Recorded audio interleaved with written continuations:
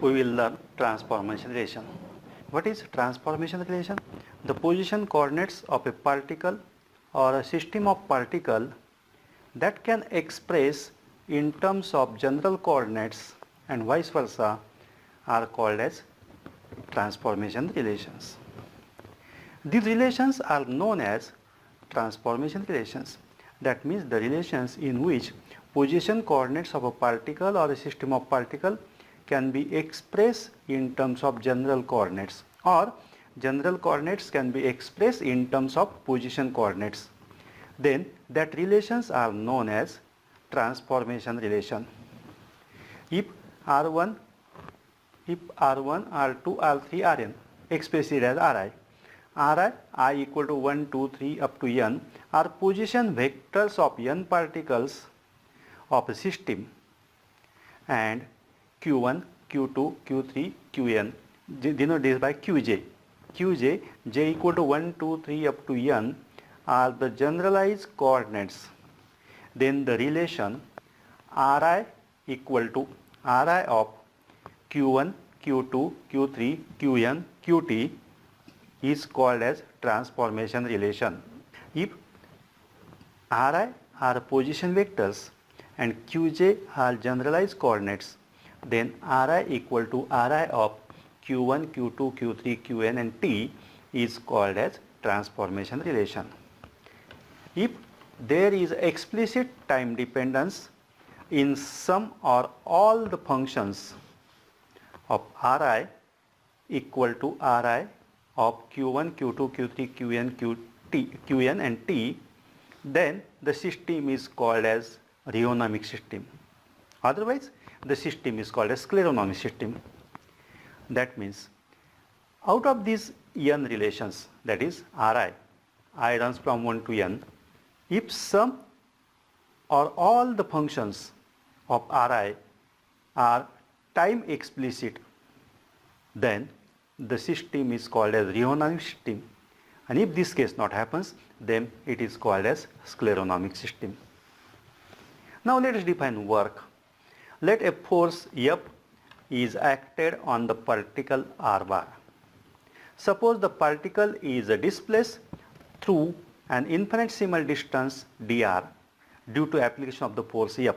If we apply a force F on the particle, then that particle displaces through a distance r. Then the work done by the force is given by dw equal to F dot dr, that is dot product of the two vectors F and dr. If the particle is finitely displaced, if the particle is finitely displaced from point PR1 to PR2 along any path, then the work done by the force is given by W equal to integration from R1 to R2 of F dot dr. Now let us define conservative force. Generally, work done by the force F is calculated by formula W equal to integration from R1 to R2 of F dot dr, which depends on the extreme position of the particle and also on the path along which it travels. If the force is such that the work done depends only upon the positions P1 and P2 and does not depend on the path followed by the particle, then the force F is called as conservative force.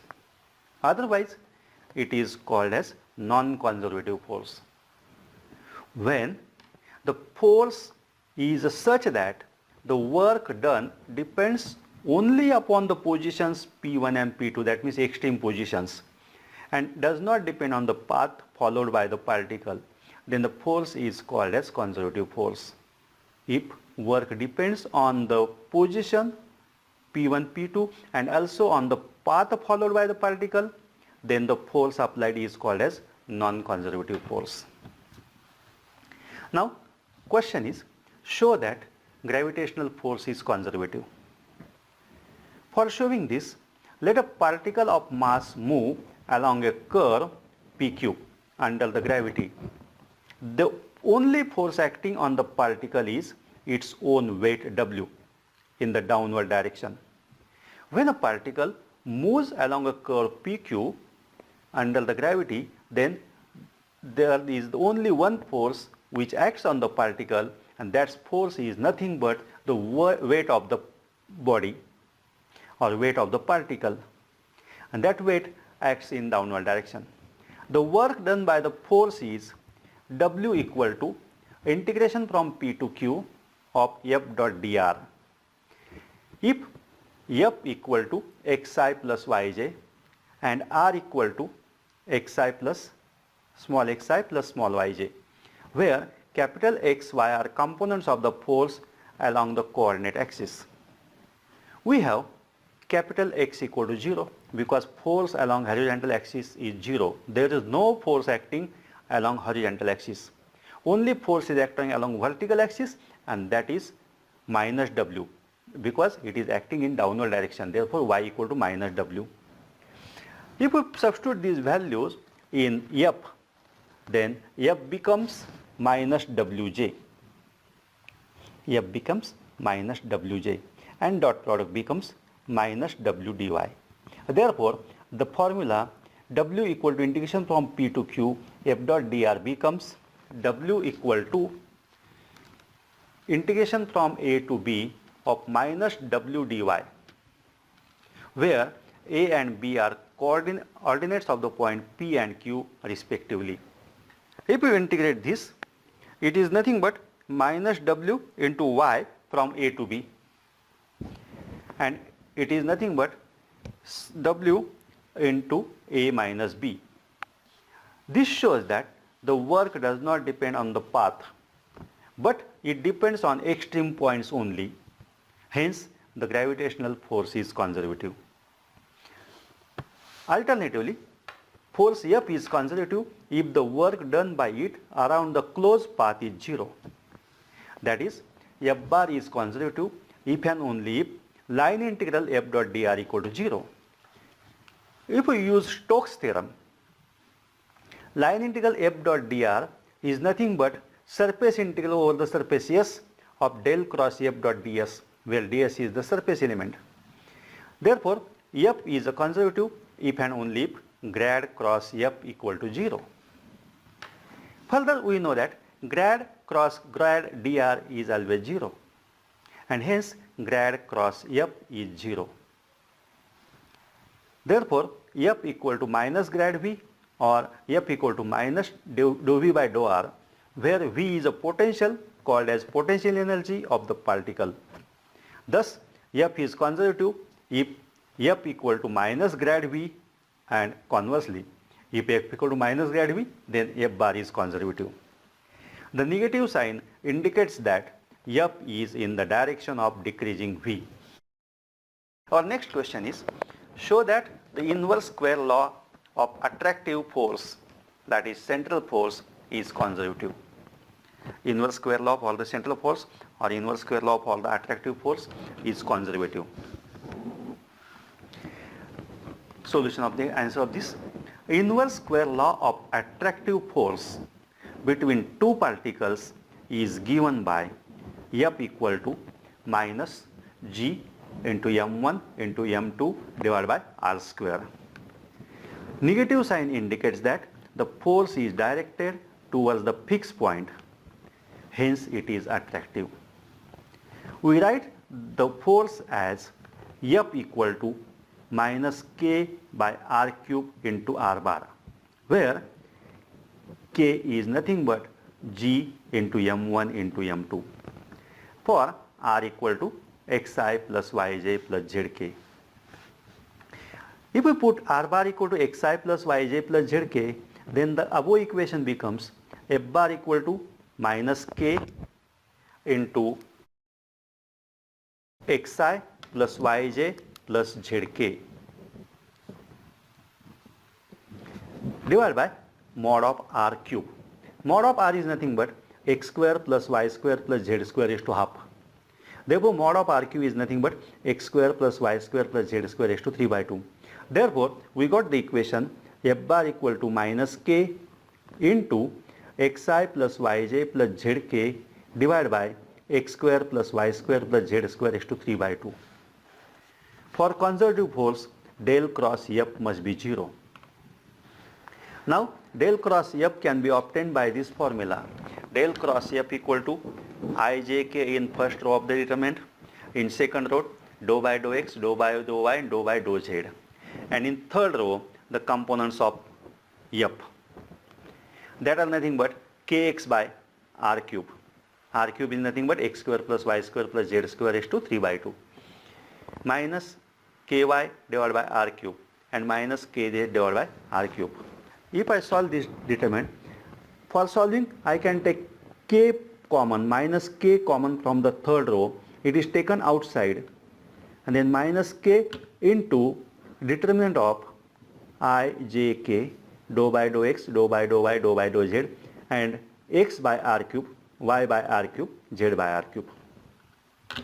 Therefore, I into dou by dou y of z by r cube minus dou by dou z of y by r cube minus j times dou by dou x of z by r cube minus dou by dou z of x by r cube plus k times dou by dou x of y by r cube minus dou by dou y of x by r cube.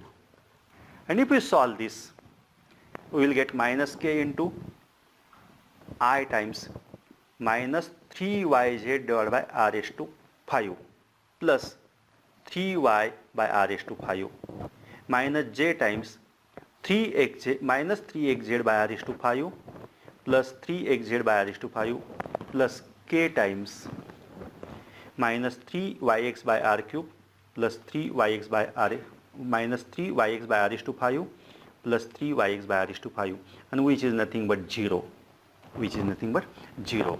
And this shows that the inverse square law, this shows that the inverse square law between attractive forces F is conservative. Now we shall write some examples of conservative forces. Electrostatic force between the two charged particles is conservative. The mutual interaction between two particles is conservative. The reaction and the tension in the string is conservative. Some examples of non-conservative forces: the force of friction or friction force and air resistance. These are non-conservative forces. Now we shall define new concept, virtual displacement. The displacement of the system of a particle which causes no real motion is called as virtual displacement. It is also called as imaginary displacement. When there is a system of particle which causes no real motion or no real displacement, then that displacement or that motion is called as virtual displacement, and it is also called as imaginary displacement. It is denoted by delta Ri for ith particle. Virtual displacement delta Ri is assumed to take place only in the coordinates and at fixed instant t. Virtual displacement takes place only at a fixed distance, fixed instant, fixed time t, and only along coordinate axis. Hence, delta change in time is 0.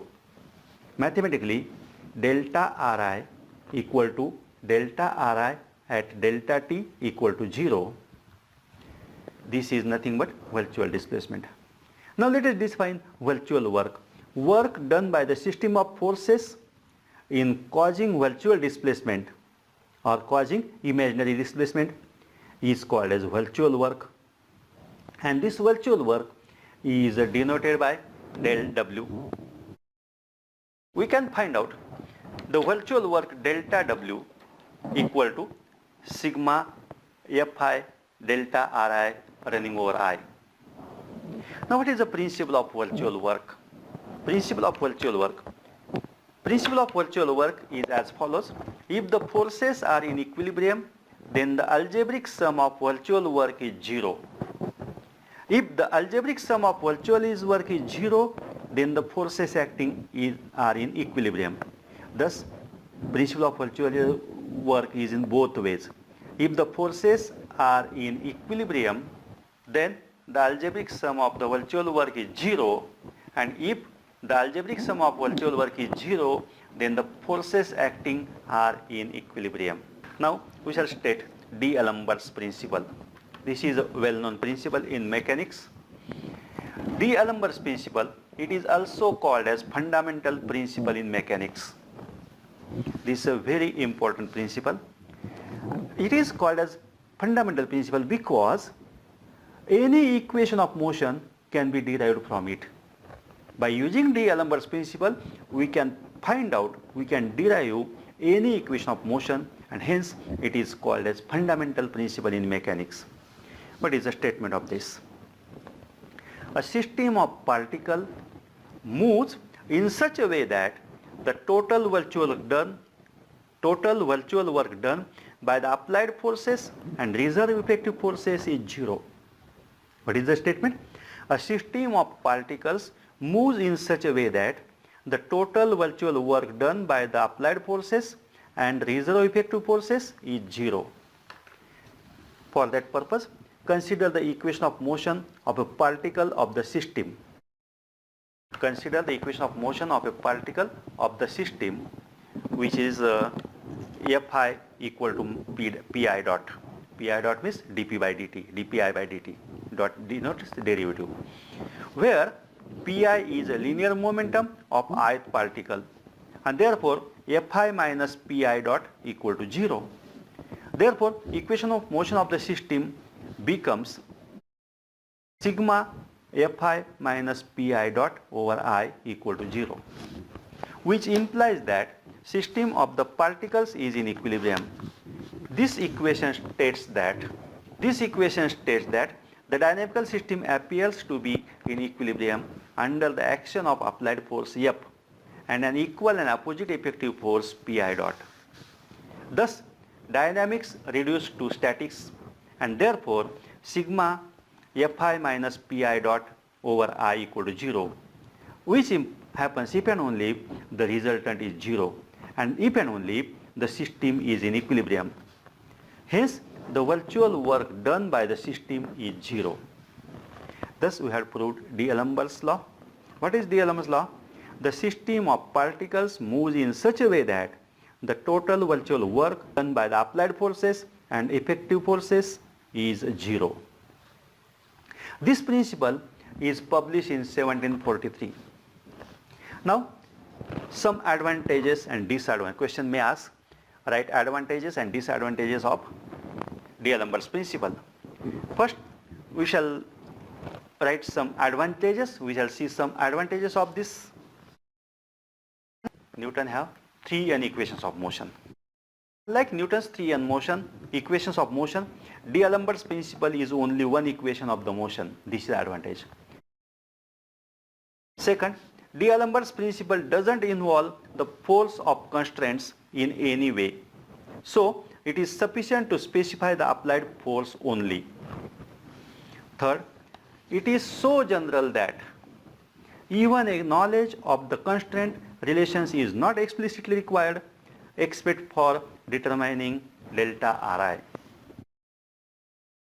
Fourth advantage is the validity of D'Alembert's principle extends to all rheonomic and scleronomic systems that are either holonomic or homogeneous non-holonomic. All such systems for which D'Alembert's principle is valid are called as D'Alembertian systems. The systems which follows D'Alembert's principle or which are valid, in which the systems in which D'Alembert's principle is valid are called as D'Alembertian systems. Fifth, the inertial force, that is minus Pi dot, is introduced to reduce the problem of dynamics to one of the statics. This is one advantage. Next advantage, D'Alembert's principle is often said gives a complete solution to the problem of mechanics. All the different principles of mechanics are merely mathematically different formulation of D'Alembert's principle. Example, Hamilton principle can also be obtained from D'Alembert's principle. D'Alembert's principle is more elementary than the variational principles on another account. D'Alembert's principle is more elementary than the variational principles on another account. It requires no integration with respect to time. These are the advantages of D'Alembert's principle. Now there are some disadvantages also. Disadvantages are the virtual work of the inertial force is polygenic and thus is not reducible to a single scalar function. The principle is unsuitable for the use of curvilinear coordinates. Thank you.